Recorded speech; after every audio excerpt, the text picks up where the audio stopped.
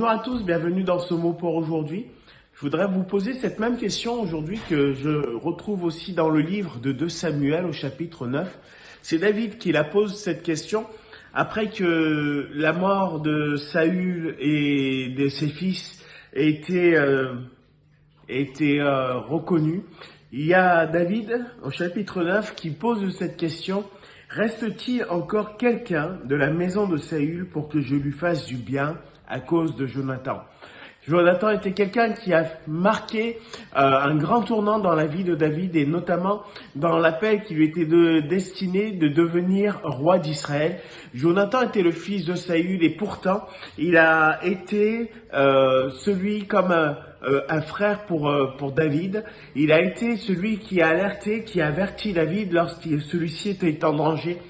Et il y a ce juste retour qui est là.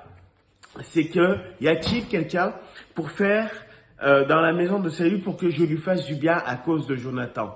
On pourrait dire qu'il n'y avait personne puisque tous ses fils étaient morts, sauf un qui lors d'une fuite tomba. Cet homme s'appelle Méphibosheth. Et cet homme va recevoir les faveurs du roi, il va manger à la table du roi, il va bénéficier de cette grâce.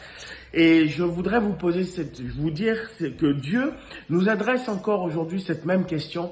Y a-t-il quelqu'un, non pas forcément dans la maison de Saül, mais dans la maison de ceux qui ont rejeté Dieu, dans la maison de ceux qui cherchent Dieu, y a-t-il quelqu'un à qui Dieu veut faire du bien? Non pas à cause de Jonathan, mais à cause d'un homme que Dieu a donné à l'humanité tout entière, c'est Jésus-Christ. Dieu a donné Jésus sur la terre des hommes et la Bible nous dit clairement que Jésus n'est pas venu pour juger les hommes, mais qu'il est venu pour que le monde soit sauvé par lui.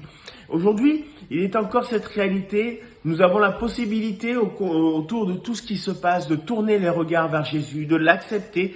Et la Bible nous dit que justement le sacrifice de Jésus nous donne la paix avec Dieu.